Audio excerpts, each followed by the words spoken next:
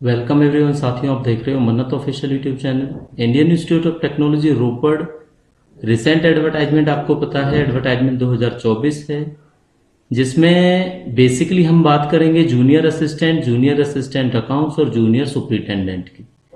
तो आज डिस्कशन होगा, आपके लिए इंपॉर्टेंट रहेगा बिकॉज ये रहेगा PYQ 2023, यानी कि प्रीवियसली जो ईयर के आस्क्ड क्वेश्चंस हैं 2023 में IIT रोपड़ के, वो हम डिस्कस करेंगे इस वीडियो में। तो वीडियो इंफॉर्मेटिव रहेगी जूनियर असिस्टेंट वाले बच्चों के लिए और साथ के साथ में जूनियर असिस्टेंट अकाउंट्स वाले बच्चों के। ठीक है, क्यों रहेगी अकाउंट्स वाले बच्चों के लिए ये इंफॉर्मेटिव PYQ सीरीज? बिकॉज इसमें जो हम बात करेंगे, जो पेपर है जूनियर असिस्टेंट 2023 और जूनियर असिस्टेंट अकाउंट्स 2023, वो सेम रहा है 40 मार्क्स के लिए। ठीक है, 40 मार्क्स का जो पेपर है, उस 40 मार्क्स में मैं आपको सिलेबस का डिस्कशन पहले भी दे चुका हूं, जिसमें हमने आपको बताया था GK GS के क्वेश्चंस थे, इंग्लिश के क्वेश्चंस थे, और आपका रीजनिंग के क्वेश्चन थे, और आपका मैथ्स के क्वेश्चन थे।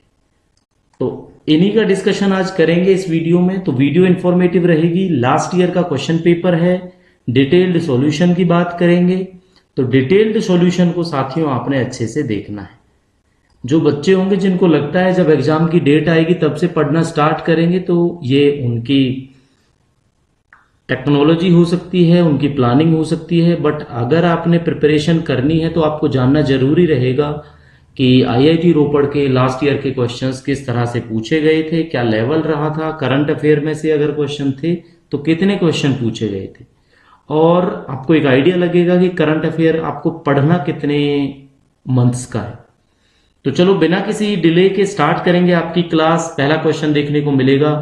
तो फर्स्टली हम बात करेंगे आपके इंग्लिश सेक्शन की।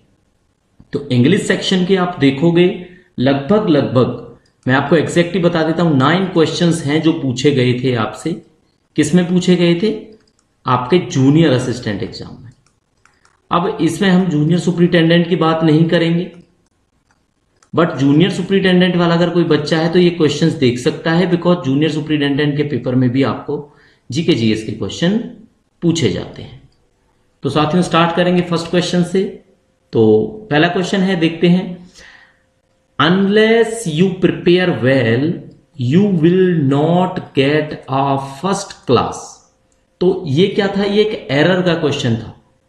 आपने इसमें एरर डिटेक्ट करना है, एरर बताना है। यहां पे मैं लिख देता हूं, एरर फाइंड आउट करना है अगर कहीं पे है तो बच्चों पहला ऑप्शन है आपका नो एरर है, दूसरा है आपका फर्स्ट क्लास में कोई एरर है, तीसरा है अनलेस यू प्रिपेयर, या फोर्थ है आपका यू विल नॉट गेट। तो बच्चों देखो, इस क्वेश्चन को जब आप पढ़ोगे ना तो आपको लगेगा कहीं ना कहीं कि इसमें थोड़ी सी मिस्टेक रही है। क्या मिस्टेक रही है? आपको लगेगा, मैं जो आपको बताता हूं, जो आपको लग रहा होगा, आपको लगेगा कि अनलेस यहां पे गिवन है तो नॉट यहां पे यूज नहीं करना था, इसलिए आप इसको बोलोगे कि ये नॉट वाला है ना, जो यहां पे कुछ मिस्टेक होगी। ठीक है, तो ये यू विल नॉट गेट में आप गलतियां ढूंढोगे, है ना। बट अगर डी पोर्शन में आप गलतियां ढूंढ रहे हो ना बच्चों, तो वो आपका हो जाता है रॉन्ग। ठीक है, बिकॉज इसका जो सॉल्यूशन है मैं आपको समझा देता हूं, बता देता हूं। इसमें आएगा बच्चों आपका नो एरर। अब नो एरर कैसे आएगा? देखो, अनलेस वाले जो सेंटेंस होते हैं ना, अनलेस जहां पे आ जाता है वहां पे नॉट यूज नहीं होता। ठीक है, लेकिन कहां नहीं होता बच्चों? बताओ आप, कहां नहीं होता? ये सबऑर्डिनेट क्लाउज में यूज नहीं होता। ठीक है, ये आपका जो सबऑर्डिनेट सेंटेंस है, सबऑर्डिनेट क्लॉज है, जो इसमें यूज नहीं होता, ये आपको याद रखना है। अब आपको कैसे पता लगेगा? अब जो यहां पे नॉट बच्चों यूज हुआ है ना, ये आपका मेन क्लॉज में यूज हुआ है। किस में यूज हुआ है? मेन क्लॉज में। तो मेन क्लॉज में आप यूज कर सकते हो। ये चीज, ये रूल जिस बच्चे को पता है वो इसको सही करता, बाकी इसको सारे के सारे, लगभग मैं कहता हूं 90% बच्चे हैं जो इसको गलत करके आएंगे। ठीक है, तो आपने क्या समझना है? अगर नॉट का यूज है तो वो केवल मेन क्लॉज में हो सकता है, नॉट का यूज आपका सबऑर्डिनेट क्लॉज में नहीं हो सकता। ठीक है, तो जो ये पूरा का पूरा सेंटेंस है ना, यहां से अनलेस यू प्रिपेयर वेल, ये आपका सबऑर्डिनेट है और ये आपका मेन है। ठीक है, यहाँ पे मैं आप बोलो तो मैं आपको लिख देता हूं, ये मेन हो जाएगा आपका और ये हो जाएगा बच्चों आपका सबऑर्डिनेट। ठीक है, तो मेन में हम यूज कर सकते हैं, सबऑर्डिनेट में यूज नहीं कर सकते। अगर अनलेस वाले इसी सेंटेंस का जो ये पार्ट है ना, अगर इस पार्ट के अंदर ही आपको देखने को नोट मिलता तो आपका आंसर नोट नहीं होता, ये बस आपने याद रखना, तब ये गलत हो जाता। तो इसलिए जो इसका आंसर आएगा वो क्या आएगा, वो नो एरर आएगा। ठीक है, नो एरर इसका आंसर होगा, दैट विल बी ए। तो पहले क्वेश्चन का answer, question 1 answer will be A. ठीक है, ये आपका आंसर है। क्लियर, होपफुली आपको समझ में आया होगा और डिटेल्ड डिस्कशन है इसलिए आपको डिटेल्ड में बताया गया है। सेकंड क्वेश्चन की तरफ चलते हैं, देखते हैं सेकंड में क्या है। सेकंड में बच्चों आपने करना है करेक्ट अल्टरनेटिव। ठीक है, अगर कोई अल्टरनेटिव है किसका, ये पैकअप का, यहां पे इस पैकअप का आपको अल्टरनेटिव देखना है। तो सेंटेंस को पढ़ेंगे सबसे पहले, when the party ended the band pack up it's equipment and left. जब पार्टी एंड हुई तो जो बैंड परफॉर्मेंस वाले बंदे थे या बैंड वाले जो बंदे थे वो अपने इक्विपमेंट्स को पैक करके चले गए। इस तरह से है। ठीक है, पहले उन्होंने पैक किया और फिर वो चले गए। तो देखो विल पैकअप तो बच्चों किसी भी केस में नहीं आएगा, विल हैव पैक्ड अप ये भी नहीं आएगा कि वो पैक करेंगे, ये तो पास्ट टेंस है ना, ये क्या है, ये आपका पास्ट टेंस है, मतलब वो जा चुके। इसमें जो मुद्दे की बात हो रही है ना वो ये हो रही है कि वो जा चुके। तो नो इंप्रूवमेंट से पहले आप ये देख लेते हो कि अब पैक्ड अप आएगा, तो ऑब्वियसली इसमें पैक्ड अप आएगा। ठीक है, तो अगर इस सेंटेंस की हम बात करेंगे ना तो ये सेंटेंस आपका किस तरह से ठीक होगा, ये होगा व्हेन द पार्टी, आप नोट करना इस चीज को, व्हेन द पार्टी एंडेड, इसके बाद लिखेंगे द बैंड पैक्ड अप, यहां पे आ जाएगा पैक्ड अप इट्स इक्विपमेंट्स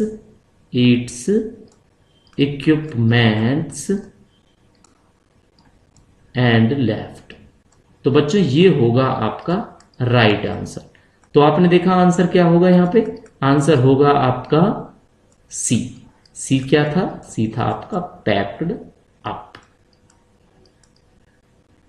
तो बच्चों सॉल्यूशन अगर समझाने का तरीका आपको अच्छा लगा हो तो आप वीडियो को लाइक कर सकते हैं। फर्स्ट टाइम व्यूअर चैनल को जरूर सब्सक्राइब करें क्योंकि इसी तरह से प्रिपरेशन आपको चैनल पे देखने को मिलती रहेगी। नोट कर लिया आपने, चाहो तो आप स्क्रीनशॉट ले सकते हो सॉल्यूशन के लिए। थर्ड क्वेश्चन की बात करेंगे। थर्ड है आपका, ये इंग्लिश के ही सेंटेंसेस हैं सारे के सारे जो इंग्लिश में पूछे गए थे ना। अब आप देख रहे हो 2 सेंटेंस आपको अलग अलग देखने को मिले, ये 1 to 9 आपको यही देखने को मिलेंगे इंग्लिश के क्वेश्चंस।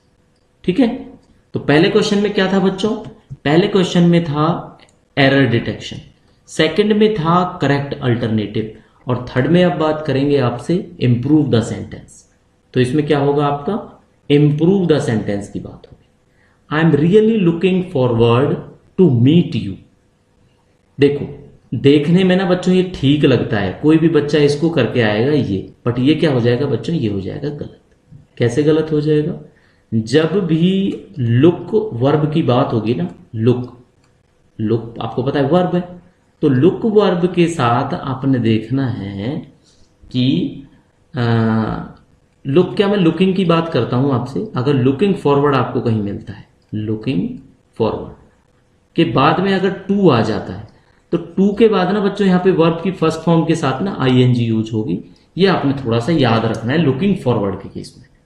ठीक है, तो क्या आएगा, इसका आएगा, आप देखोगे ना जब इसका आएगा आपका I am really looking forward, I am really looking forward to meeting you, to meeting you. तो यहां पे आप देखोगे ना टू मीटिंग यू, ये आपको ए ऑप्शन में देखने को मिलता है, इसलिए आपका आंसर है जो वो हो जाएगा बच्चों ए। ठीक है, ए आपका आंसर। समझ में आया ना इस बात को, आप नोट करना। लुकिंग फॉरवर्ड की जब बात होगी तो टू मीट यू नहीं होगा, वो देखने में लगता है टू के साथ वर्ब की फर्स्ट फॉर्म है ना, टू इन्फिनिटिव पढ़ा होगा आपने, टू के साथ में वर्ब की फर्स्ट फॉर्म, लेकिन नहीं आएगी। क्या आएगा, टू मीटिंग यू आएगा, आपने याद रखना है। थर्ड क्वेश्चन हो चुका, फोर्थ देखते हैं। फोर्थ आप देख रहे हो आपको मिला चेंज ऑफ वॉइस।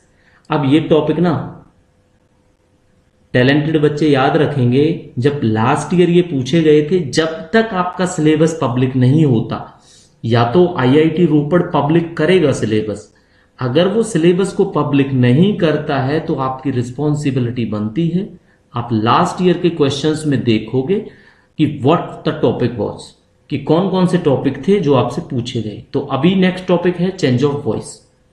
इसमें देखो क्या था, we found the lock broken last night. अब लास्ट नाइट का ना प्रीवियस नाइट हो जाता है, लेकिन आप देखोगे ना यहाँ पे सब में last night last night last night last night यही आ रहा है, तो लास्ट नाइट के हिसाब से ही आपने आंसर देखना। ठीक है, तो बच्चों क्या होगा, इसका आंसर होगा आपका, आप पास्ट में है तो पास्ट में क्या मिलेगा, द लॉक वॉज। अब वॉज तक तो ये सारे के सारे ठीक है, देखो ये फोर्थ तो आने से रहा, अब इन तीनों में से यहां तक ये सेम है, वॉज फाउंड नहीं आएगा, वॉज ब्रोकन आएगा, है ना, सॉरी वॉज फाउंड ही आएगा, वॉज ब्रोकन नहीं आएगा, ये यहां तक ये मैच करता है, फिर बाई, फिर अस, फिर ब्रेकिंग तो हो ही नहीं सकता, तो इसलिए पहले वाला भी आप कट कर सकते हो, एलिमिनेट हो गया ना, थर्ड वाला भी एलिमिनेट हो गया, तो आंसर बचेगा आपका बी। तो बच्चों B will be the right answer. ठीक है, ये कोई स्पेसिफिकली बात नहीं है, ये बात ये है कि जब वर्ब की सेकंड फॉर्म यूज होती है तो आपने देखना है कि किस तरह से जो आपका चेंज ऑफ वॉइस है वो होता है। ठीक है, तो वॉइसेस आपको पढ़ने पड़ेंगे, आपको समझ में आ जाए, तो आंसर इसका बी रहेगा बच्चों। नेक्स्ट देखते हैं आपका फिफ्थ क्वेश्चन। फिफ्थ क्वेश्चन में आ जाता है आपका स्पीच, डायरेक्ट और इनडायरेक्ट। तो ये आपको पता है डायरेक्ट स्पीच है, तो डायरेक्ट स्पीच का आपने इनडायरेक्ट बनाना है। He said I have pass the examination, तो आप देख रहे हो हैव प्लस में वर्ब की थर्ड फॉर्म के साथ यूज किया गया है, तो बच्चों क्या आएगा, ही सैड के बाद दैट आना है, देखो अनाउंस्ड भी नहीं आएगा, इसको आप कट कर सकते हो, है ना, ये एलिमिनेट हो गया, he said that, he said that, he. अब ये देखो हैव वाले है ना, जो ये इसमें हैज लगा दिया थर्ड फॉर्म, ये गलत हो जाएगा, ये हैड टू लगा दिया, ये गलत हो जाएगा, तो ऑब्वियसली इसका आंसर 1 होगा। तो क्या होगा बच्चों, इसका ए आंसर होगा। तो यहां पे मैं लिख देता हूं आंसर विल बी ए, कि he said that he had pass the examination, तो ये हो जाएगा आपका indirect speech, answer will be A. तो टॉपिक आपने याद रखनी है, देखते जाना है कौन कौन से टॉपिक से क्वेश्चन पूछे जाते हैं। और बच्चों ये बात कर रहे हैं, आपने थंबनेल में भी देखा होगा, किसकी बात कर रहे हैं, किसका पेपर है ये, जूनियर असिस्टेंट, या आप कह सकते हो जूनियर असिस्टेंट अकाउंट्स। क्यों, क्योंकि दोनों का ये जो 40 मार्क्स का सिलेबस है ना, 40 मार्क्स का, वो सेम होता है बच्चों। ठीक है, पेपर भी सेम ही था, किसी बच्चे ने दिया होगा, आप पता कर सकते हो। He is averse to the idea of holding election now, आपने सिनोनिम बताना है, एवर्स का सिनोनिम या सेम मीनिंग आपको पता है ना, या सेम मीनिंग भी लिखा हो सकता है, पेपर में सेम मीनिंग लिखा था, लेकिन मैंने आपको यहाँ पे सिनोनिम लिख के बताया है, तो सिनोनिम बताना है। तो एवर्स क्या होता है, सबसे पहले तो आपने ये समझना जरूरी होगा कि एवर्स होता क्या है। तो बच्चों एवर्स होता है आपका विरोध करना, हिंदी में समझाता हूं मैं आपको, विरोध करना। अब आप यहां पे देखोगे थोड़ा सा, अगर विरोध करना है, कन्विंस्ड हो नहीं सकता, ये गुस्सा होता है, ये इंडिफरेंट अलग होता है, तो अपोज्ड होगा इसका आंसर। ठीक है, तो जब भी आपसे पूछा जाएगा एवर्स, तो एवर्स का आएगा बच्चों आपका अपोज्ड। ठीक है, सिनोनिम है, एंटोनिम नहीं है, याद रखना क्या है, ये सिनोनिम है आपका। ठीक है, चलो इसको नोट कर लेना। 7th क्वेश्चन की तरफ चलते हैं। 7th देखते हैं, कंप्लाई का बताना। बताओ बच्चों कंप्लाई का क्या होगा। तो कंप्लाई का होता है आपका अपोजिट। अब यहां पे अपोजिट की बात है, कंप्लाई जैसे बोलते हैं ना, कंप्लायंस, एक वर्ड पढ़ा होगा आपने, कंप्लायंस। कंप्लायंस होता है कि अगर कोई स्टैंडर्ड्स को मैच करता है, तो स्टैंडर्ड्स को फॉलो करे या मैच करे, ठीक है, तो वो कंप्लायंस होता है। यहां पर क्वेश्चन में हमने थोड़ा चेंजेस कर दिया है। तो बच्चों अगर इसकी बात करते हैं ना कंप्लाई की, तो एग्री आ जाता, क्या, सिनोनिम। लेकिन पूछा तो एंटोनिम गया है, ये आपकी जिम्मेदारी है। अगर आपने नहीं देखा तो आप एग्री करके आ जाओगे और आंसर हो जाएगा रॉन्ग। तो बच्चों इसका आंसर मिलेगा आपको देखने को डिसएग्री। ठीक है, और डिसएग्री है आपका सी, तो answer will be C. Clear हो गया, क्लियरली समझ में आ गया होगा आपको। 8th क्वेश्चन देखते हैं। Some people in Punjab dash from voting at the last election. तो ऑप्शंस आप देखोगे, यहां पे रिफ्यूज्ड है, यहां पे रिफ्रेन्ड है, यहां पे डिनाइड है, यहां पे एब्सटेंड है। अब देखो एब्सटेन लगेगा कुछ बच्चों को देख के, 50% बच्चों को कि दूर रहे भाई वो इलेक्शन से, कुछ को ये लगेगा 50% को कि डिनाई कर दिया है ना, रिफ्यूज तो आएगा नहीं, मना कर दिया है ना, ये तो शायद आपको लगेगा कि नहीं आएगा, लेकिन इसका आपने नहीं सोचा होगा इसका क्या मतलब होता है। ठीक है, रीफ्रेंड, तो रीफ्रेंड अगर वर्ड यूज है ना तो आपको ये समझ जाना है इसका मतलब होता है साफ साफ डिसएग्री करना। ठीक है, वोट नहीं करना, डिसाइड कर लिया उन्होंने, तो ये आपका रीफ्रेंड होगा, दूरी बनाए रखना। ठीक है, ये होता है कि इलेक्शन से उन्होंने दूरी बनाए रखी। क्लियर, ये हो जाएगा दूरी बनाए रखी। तो 8th क्वेश्चन का आंसर होगा बच्चों बी, दैट इज रिफ्रेंड, ये will be answer. Clear, note कर लेना आप। नेक्स्ट देखते हैं 9th क्वेश्चन, और 9th क्वेश्चन ही होगा बच्चों आपका लास्ट क्वेश्चन। सिलेबस की आप हमारी वीडियो चेक करना, जो हमने सिलेबस एंड पैटर्न बताया है उसमें आपको लगभग 9 क्वेश्चन ही हमने आपको बताए थे, और 9 क्वेश्चन ही आपको देखने को मिलेंगे यहाँ पे। We saw one tiger approached to us, यहां पे आपने सेंटेंस इंप्रूवमेंट। अब आप देखोगे ना सेंटेंस इंप्रूवमेंट का ना बच्चों ये सेकंड क्वेश्चन आपसे पूछा जा रहा है। ठीक है, एक पहले भी आया था, तो देखो आप ऑप्शन के अकॉर्डिंग क्या आएगा, अप्रोचिंग टू अस आएगा, या अप्रोचिंग टूवर्ड अस आएगा, या अप्रोचिंग अस आएगा, या नो इंप्रूवमेंट आएगा। ठीक है, तो ये सारे के सारे आपने देखे। अब हम आपको समझाते हैं क्या आएगा। अब किसी को लगेगा we saw one tiger approached to us, तो आप बोलोगे कि मे बी, देखो जो मेरा मानना है कुछ बच्चों को लगेगा आंसर बी होगा, क्योंकि अप्रोचिंग टूवर्ड अस ज्यादा अच्छा लग रहा है ना, अप्रोचिंग टूवर्ड अस। लेकिन बच्चों ये होगा आपका साफ साफ गलत। ठीक है, यहां पे हिंदी में भी लिख देता हूं, क्योंकि बाद में अगर स्क्रीनशॉट देखोगे आपको ये ना लगे कि आंसर इसका बी था।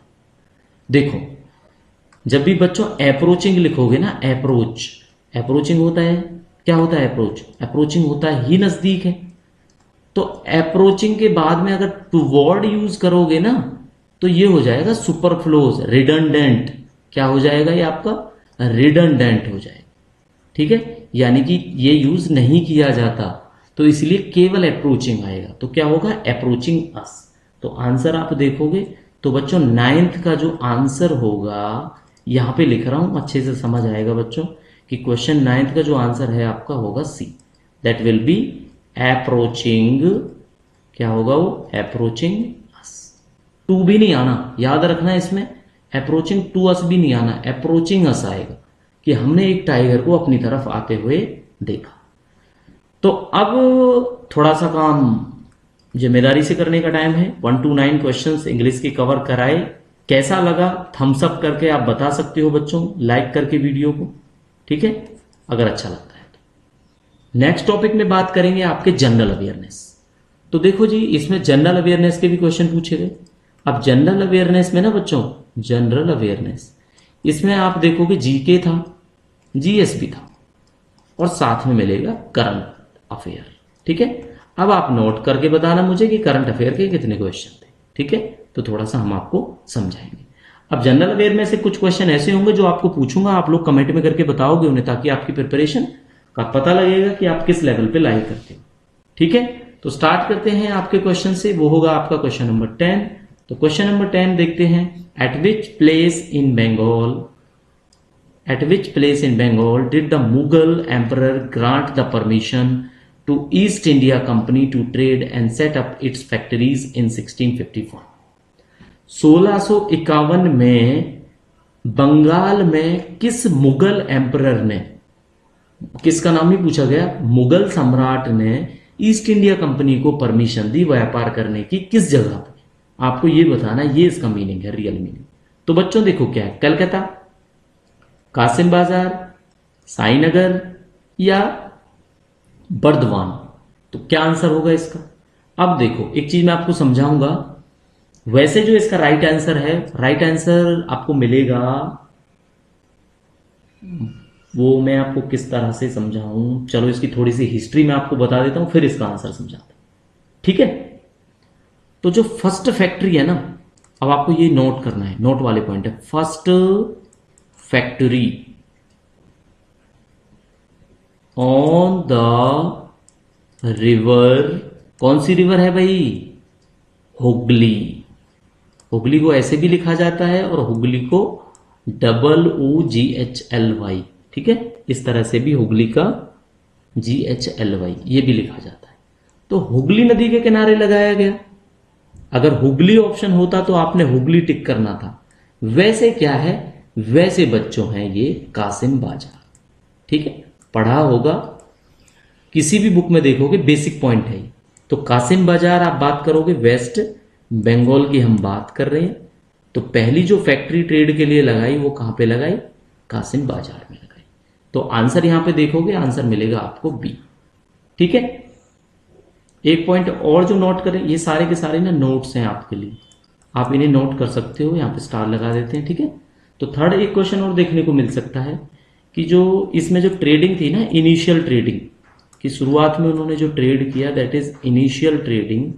तो इनिशियल ट्रेडिंग आपको देखने को मिलेगी वहां पे टेक्सटाइल्स की, टेक्सटाइल्स एंड स्पाइसेस, ठीक है। अब टेक्सटाइल्स क्या होते हैं बच्चों? ये कपड़े होते हैं ना, बताया ना आपको, टेक्सटाइल इंडस्ट्री कपड़े वाली इंडस्ट्री को बोलते हैं, और स्पाइसेस होते हैं आपके मसाले, ठीक है।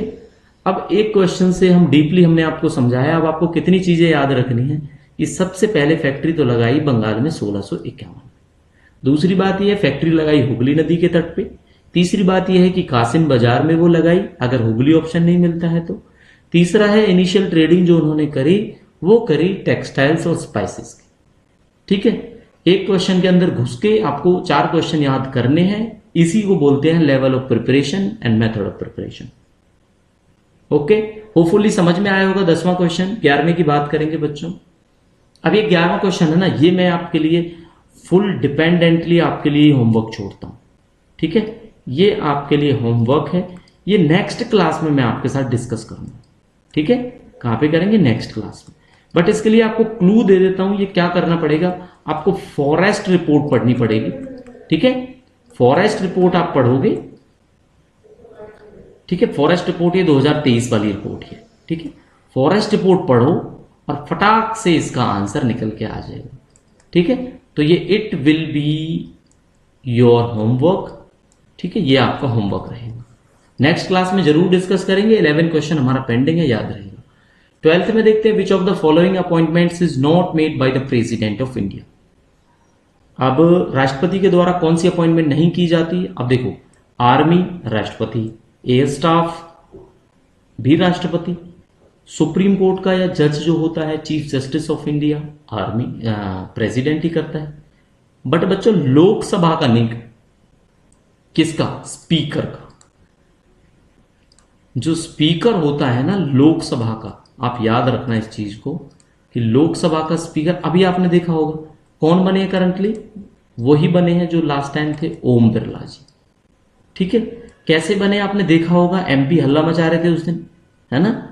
तो ये बनता ही आपका एमपीज की वजह से, एमपीज ऑफ लोकसभा ही अपॉइंट करते हैं इनको, ठीक है। और ये भी एक एमपी ही होता है जो स्पीकर होता है। क्लियर बात है, क्लियर कट आपको समझ में आ गया होगा। तो इसमें ऑल एमपीज होंगे ना जो, वो आपका चूज करते हैं। क्लियर? चलो, तो आंसर आपको पता लग गया ना। आंसर क्या होगा? आंसर होगा आपका ए। तो यहां पे मैं लिख देता हूं, अगर कल को आप वीडियो नहीं देखोगे, शायद पढ़ोगे, तो आपको पता लगेगा ये आंसर इसमें ए देखने को मिलेगा। 13 क्वेश्चन पे बात करेंगे, जो है आपका जीएस का क्वेश्चन। किसके अंदर आता है ये क्वेश्चन? ये आता है बच्चों आपका फिजिक्स के अंदर, ठीक है। फिजिक्स में भी बताता हूं मैं आपको कहां पे आएगा ये आएगा आपका थर्मल, जो हीट वाला पार्ट है, यानी कि थर्मल प्रॉपर्टीज में। किसमें आएगा ये आपका? थर्मल प्रॉपर्टीज में, ठीक है। चलो अब क्वेश्चन को पढ़ो। अब pressure cooker work on the principle of, अब इसका प्रिंसिपल बताना है, किस प्रिंसिपल पे काम करता है। तो देखो ऑप्शन आपके सामने है, टाइम वेस्ट करने की जरूरत नहीं है, आप ऑप्शंस पढ़ लो। आंसर मैं आपको सिंपली बताता हूं। इसमें क्या होता है आपको देखना है, आंसर होगा इसका ए। क्या होगा ए आंसर में? Elevation of boiling point of water by application of pressure, यानी प्रेशर के बढ़ने से बॉइलिंग पॉइंट बढ़ता है, जिसकी वजह से प्रेशर कुकर के अंदर की रखी हुई चीजें बॉयल हो जाती हैं। सिंपल सी बात है, लेकिन आपको इसको मैं बड़े अच्छे से समझाऊंगा, तो आपने समझना है इस मैटर को कि होता क्या क्या है। ठीक है। अब देखो यहां पे ये थोड़ी सी हम हीट का दिखा देते हैं। ठीक है, ये हीट हमने दी बच्चों, ये अगर मैं आपको सिंपल समझाऊं, आप इसको कुकर समझ के चलना। ठीक है, ये क्या है आपका, ये कुकर है। तो हीट जब आपने कुकर को दी तो कुकर में क्या होगा, कुकर में भाई टेम्परेचर इंक्रीज होगा। तो यहां पे मैं लिख देता हूं टेम्परेचर क्या होगा बच्चों, ये होगा इंक्रीज। ठीक है, इसको इंक्रीज समझना। अब टेम्परेचर बढ़ा जो, उसके बढ़ने से क्या होगा, उसके बढ़ने से हो जाएगी बच्चों स्टीम जनरेट। स्टीम पता है ना आप सबको, स्टीम होती है बच्चों आपकी भाप। तो स्टीम जनरेट हो चुकी है। अब स्टीम जनरेट होने से क्या होगा, स्टीम जनरेट होने से होगा बच्चों इनसाइड प्रेशर इंक्रीज। अब आपने क्या देखा, अब आपने ये देखा कि बॉइलिंग पॉइंट बढ़ने से, सॉरी प्रेशर बढ़ने से, यानी जो इनसाइड ये प्रेशर है, ये वाली बात, ठीक है, ये प्रेशर बढ़ने से क्या हुआ, आपका बॉइलिंग का जो है टेम्परेचर है वो भी बढ़ गया। ठीक है, तो ये इसका प्रिंसिपल है, फिजिक्स का क्वेश्चन है ये। तो आंसर मैं आपको लिख के बता देता हूं, होगा बच्चों ए। ठीक है, होपफुली आपको समझ में आ गया। चलो 14th क्वेश्चन की बात करेंगे। Nobel prizes are distributed annually at. अब नोबेल प्राइज है ना, अगर एक ऑप्शन और डाल दू ना इसमें तो आप घूम जाओगे इसमें थोड़ा सा। ठीक है, यहां पे ये न्यूयॉर्क है ना, इसको हटा के मैं ओस्लो लिख देता हूं, ओस्लो। अब आप कंफ्यूज हो जाओगे, है ना, और क्वेश्चन भी कंफ्यूजिंग हो जाएगा, इसीलिए एग्जामिनर ने ये ओस्लो वर्ड नहीं लिखा। क्यों नहीं लिखा वो मैं समझाऊंगा। बाकी जो डिस्ट्रीब्यूटेड किए जाते हैं वो बच्चों कहां पे किए जाते हैं, वो किए जाते हैं आपके स्टॉकहोम में। ठीक है, कहां पे किए जाते हैं, स्टॉकहोम। और यहां पे ये ब्लैंक छोड़ दिया, अब आपको कंट्री का नाम बताना है, स्टॉकहोम कहां पे। ठीक है, पहले आप लिख के बताओगे, इसी क्वेश्चन के आंसर में मैं आपको बताऊंगा। हो गया आपका। तो बच्चों डिस्ट्रीब्यूट के जो किए जाते हैं ना, उसकी डेट भी मैं आपको बता देता हूं। डिस्ट्रीब्यूटेड ऑन, ये होते हैं 10 दिसंबर को एनुअली। एक पॉइंट ये याद हो गया आपको, 10 दिसंबर को होते हैं। अच्छा, स्टॉकहोम में जो होते हैं वो बच्चों आपका एक फिजिक्स का होता है, एक आपका केमिस्ट्री का होता है नोबेल। फिजिक्स केमिस्ट्री के बाद आ जाता है आपका फिजियोलॉजी, ये पी है बच्चों। ठीक है, फिजियोलॉजी। और एक होता है आपका लिटरेचर।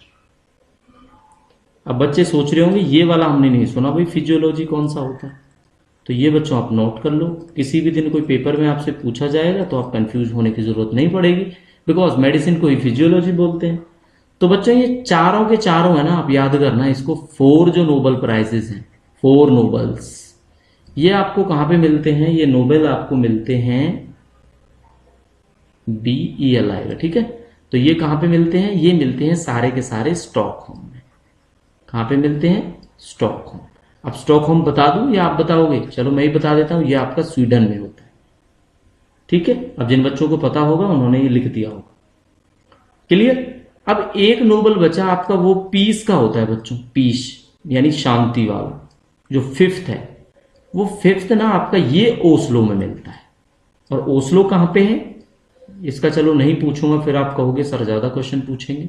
तो ये बच्चों आपको नॉर्वे में मिलता है। क्लियर हो गया ना आपका, ये कहां मिलता है, नॉर्वे में मिलता है। तो एक क्वेश्चन को डीपली आपको समझाया, आपको किस तरह से समझ में आया, आपने बतानी है ये चीजें। बाकी नोबेल प्राइज से रिलेटेड देखो, आपको अलग अलग वीडियो ऐसे टॉपिक्स पे हम जरूर लेके आएंगे कि उसमें पूरा का पूरा नोबेल प्राइज की हिस्ट्री बताएंगे। अभी करंटली आपने क्या देखा है, करंटली जो हैं आपके ओलंपिक्स, समर ओलंपिक्स रनिंग है, तो समर ओलंपिक्स की भी हिस्ट्री और साथ के साथ में अच्छे अच्छे क्वेश्चंस हम जरूर लेके आएंगे, है ना। तो आज आपने एक चीज बतानी है, मनु भाकर हरियाणा से हैं, इन्होंने जीता है आज ब्रॉन्ज। ठीक है, फर्स्ट मेडल है इंडिया का ये, और शूटिंग की हिस्ट्री में पहला ब्रॉन्ज है ये फीमेल। ठीक है, जो पहला ब्रॉन्ज, इससे पहले अभिनव बिंद्रा ने 2010 में लिया था शायद, या 2008 में। ठीक है, आप इस चीज को नोट करके बताना कि 2008 था या वो 2010 था। तो ब्रॉन्ज मेडल जीता है, कॉन्ग्रेचुलेशन है मनु भाकर को। बाकी इसी तरह के क्वेश्चंस आपको याद रखने पड़ेंगे, करंट अफेयर में काम आएंगे आपके। तो ये आपको क्वेश्चन समझाया। 15th क्वेश्चन देखते हैं। Who was called the father of Indian unrest by the British. अच्छा, ब्रिटिश के द्वारा इंडियन अनरेस्ट का फादर, कि भाई इंडिया में जो अनरेस्ट है ना, उनका फादर है ना, वो कौन है? तो वो है भाई बीजी मलिक, सॉरी बीजी तिलक। बीजी तिलक कौन है? आपको पता होगा, लाल बाल पाल वाले हैं ये। तो ये है बाल गंगाधर। अब तो बताने की जरूरत नहीं पड़ेगी, आपको याद ही हो जाएगा, बाल गंगाधर तिलक। तो आंसर हो गया बच्चों इसका बी। क्लियर? अब कुछ और पॉइंट्स हैं इनसे रिलेटेड जो आपको समझा देते हैं। समझाने वाली बात इसमें यह रहेगी कि बीजी तिलक को, जो मैं यहां पे लिख देता हूं, बीजी तिलक को जो नाम दिया ना, क्या? Father of Indian unrest, Indian unrest, ये दिया था बच्चों एक ब्रिटिश जर्नलिस्ट ने। जो ब्रिटिश पत्रकार थे उन्होंने नाम दिया था, और उनका भी नाम मैं आपको बता देता हूं, आपने याद रखना है। वो है वैलेंटाइन, क्या नाम है उनका? Valentine Chirol, CHIROL। ठीक है, ये आई है, याद रखना। तो वैलेंटाइन किरोल ने ये नाम दिया था बीजी तिलक को। पहला क्वेश्चन याद हो गया आपका। दूसरा होता है बीजी तिलक को क्या बोला जाता है? तो ऑल्सो कॉल्ड, याद है किसी को? भूल गए हो? लोकमान्य तिलक। क्या बोला जाता है? लोकमान्य तिलक भी बोला जाता है। ये याद हो गया। और कुछ हो सकता है इसमें से क्वेश्चंस, जरूर बताएंगे आपको। न्यूज़पेपर भी स्टार्ट करे थे इन्होंने, तो इनके न्यूज़पेपर कौन कौन से थे बीजी तिलक के? तो बीजी तिलक के न्यूज़पेपर थे आपके केसरी। अब केसरी से रिलेटेड भी एक बात बताऊंगा आपको जरूर। और एक था आपका महारते, ठीक है, महारता, MAHRATTA, महारता। ये हो गए न्यूज़पेपर्स। क्लियर है? अब केसरी की जगह अगर कोई आपसे पूछ ले पंजाब केसरी, अगर कोई आपसे पूछ ले पंजाब केसरी, न्यूज़पेपर भी है ये, लेकिन अंग्रेजों के टाइम पे भाई पंजाब केसरी कौन थे? वो थे लाला, लाला नाम से याद रख लेना, लाला लाजपत राय। ठीक है, कौन थे? लाला लाजपत राय थे। तो ये क्लियर हो गया होगा बच्चों, आपको समझ में आ गया होगा कि पंजाब केसरी लाला लाजपत राय हो गया। अच्छा, और कुछ समझाना है आपको। बीजी तिलक ने ना एक कॉलेज की भी स्थापना की थी, बीजी तिलक। तो आपको बता दूं, अगर किसी क्वेश्चन में पूछा जाए आपसे, तो इसमें आएगा बच्चों फर्ग्यूसन, फर्ग्यूसन। ठीक है, फर्ग्यूसन कॉलेज की स्थापना इन्होंने की थी कहां पे? पुणे में। आप यहां पे लिख सकते हो पुणे, पुणे मुंबई महाराष्ट्र। ठीक है, तो ये क्वेश्चन आपको एक क्वेश्चन के अंदर घुस के समझाए गए। इसी को बोलते हैं डीपली एनालिसिस, या इसको एनालिसिस कहो, या हमारा लैंग्वेज में आप बोलोगे, हमारी लैंग्वेज में तो इसको बोलते हैं बच्चों डिटेल्ड सॉल्यूशन। ठीक है, ऐसे ही पढ़ाई करनी चाहिए आपको। चलो 16th क्वेश्चन देखो। विच institution releases the business confidence index. अब ये टर्म ना आपको वैसे समझा देता हूं, BCI भी लिखा होता है इस टर्म के बारे में, तो आपको समझ लेना है बिजनेस कॉन्फिडेंस इंडेक्स की बात कर रहा है। रिजर्व बैंक ऑफ इंडिया, ये आपका फिक्की हो जाता है, ये आपका BSE बॉम्बे स्टॉक एक्सचेंज। बच्चों ये इसका आंसर है, तो आंसर होगा इसका बी। ठीक है, CII। चलो फुल फॉर्म आप बताओगे मैं बताऊं? मैं ही बता देता हूं, आप याद रखना आगे से। ठीक है, तो इसको बोलते हैं बच्चों आपका confederation, confederation of Indian industries. क्या होता है ये? Confederation of Indian industries. Clear? एक पॉइंट ये याद हो गया आपको CII का। अब CII की फाउंड कब हुआ, फाउंडेड, स्थापना कब हुई इसकी? तो बड़ा पुराना है बच्चों ये, 1895। अब इतना ही समझ लिया है तो हेडक्वार्टर भी याद रखना चाहिए, head office. Head office obviously देखने को मिलेगा आपको न्यू दिल्ली में, ताकि याद करने में आपको दिक्कत कोई ना आए। क्लियर हो गया? अब ये CII वैसे क्या है? वैसे आपका ये है एक नॉन गवर्नमेंटल, आप इसको गवर्नमेंटल मत समझना, नॉन गवर्नमेंटल ट्रेड एसोसिएशन है। व्यापार के लिए बनाई गई थी ये ट्रेड एसोसिएशन। ठीक है, अब आपको थोड़ा सा BCI के बारे में अगर बताऊं, बिजनेस कॉन्फिडेंस इंडेक्स क्या होता है, तो बच्चों ये आपका होता है एक स्टैंडर्डाइज कॉन्फिडेंस इंडिकेटर जो आपको प्रोवाइड करे इंडिकेशन ऑफ फ्यूचर डेवलपमेंट। किसका फ्यूचर डेवलपमेंट? In business. तो future development in business is a standardized confidence indicator provided by business confidence index। तो BCI को रिलीज कौन करता है? रिलीज करता है कन्फेडरेशन ऑफ इंडियन इंडस्ट्रीज। समझना, दोबारा वीडियो देख सकते हो अच्छे से याद करने के लिए, ठीक है।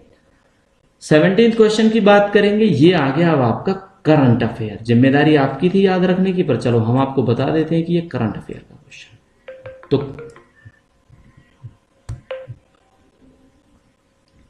तो बच्चों करंट अफेयर के क्वेश्चन में आपसे क्या पूछा गया कि भाई टॉप 25। अब ये जो क्वेश्चन है ना, ये मैं आपको बताऊंगा, ये 2023 में एग्जाम हुआ, एग्जाम की डेट भी मैंने आपको बताई हुई है, ठीक है। अभी मुझे याद नहीं है ना, बट होपफुली आप देखना 21/10 कुछ ऐसी डेट थी ना जो मैंने आपको बताई थी 2023 में। तो आपने देखा ना, ये क्वेश्चन जो था आपका, ये क्वेश्चन है आपका 2022 का करंट अफेयर। 2022 का कौन सा current affair? Who is the only player. तो ये आपका लगभग होपफुली आप चेक करना, ये 2022 का दिसंबर का है। तो पेपर से पहले अब आपको समझना चाहिए ना, 11 मंथ पुराना भी इन्होंने पूछ लिया। तो भैया सिंपल सी बात है, 1 ईयर के करंट अफेयर पढ़ के रखो, किसी पेपर में काम आ जाएंगे, ठीक है। तो आंसर आ जाएगा इसमें भाई किसको चुना गया टॉप 25 में? तो ये थे हमारे पीवी सिंधु। पीवी सिंधु का आपको याद रखना है, अभी ओलंपिक में ध्वजवाहक भी हैं बच्चों, ये ध्वजवाहक जिसको बोलते हैं फ्लैग बियरर। इंडियन फ्लैग को बियर करने वाले ओपनिंग सेरेमनी में ये अकेले नहीं है, इनके साथ में एक बंदा और भी है। तो उसको प्लस करके यहां पे क्वेश्चन मार्क लगाया। अब आप बताओ कौन है, ठीक है। थोड़ी देर में मैं आपको समझाऊंगा ये। तो पीवी सिंधु टॉप 25 में आए, तो ये आपको समझ के रखना है। बाकी फ्लैग बियरर की बात करेंगे ना, तो फर्स्ट फ्लैग बियरर अगर आपने याद रखना है, तो फ्लैग बियरर की बात छेड़ ही दी है तो इसको थोड़ा सा बता ही देते हैं। फर्स्ट फ्लैग बियरर किस में बच्चों? ध्यान रखना, समर ओलंपिक की बात कर रहा हूं, विंटर में अलग होता है समर ओलंपिक। अब समर ओलंपिक 2024 चल रहा है ना, कहां पे चल रहा है? पेरिस। याद रखना, पेपर में आता है, ठीक है। तो पहला कौन था? ये क्वेश्चन याद करो, इसका आंसर याद करो आप। इसमें आएगा पूर्मा बनर्जी। कौन आएगा? पूर्मा बनर्जी, ठीक है। पूर्मा बनर्जी, ये नाम आपने याद रखना है, ये फर्स्ट थे, ठीक है। अब पीवी सिंधु के साथ में कौन था? ये जो क्वेश्चन मार्क लगाया ना, यहां पे याद रखना आप, ये है शरथ कमल। अब आपको होमवर्क दूं, शरथ कमल का बताओ कौन से गेम से रिलेटेड। पीवी सिंधु का मैं आपको बता देता हूं, बैडमिंटन है, नहीं पता हो तो अगर, ठीक है। शरथ कमल का आपको बताना है। अच्छा, 2023 में फ्लैग बियरर कौन था? याद है? कुछ भूल चुके हो? भाई एग्जामिनर है, कुछ भी पूछेगा, है ना। तो 2023 का भी याद रखना।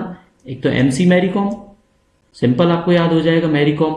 और मैरी कॉम के प्लस में आपको कौन याद रखना है? सरदार जी हैं पंजाब से, मनप्रीत सिंह जी, हॉकी के कैप्टन थे ना, मनप्रीत सिंह। तो दोनों ये फ्लैग बियरर रहे थे।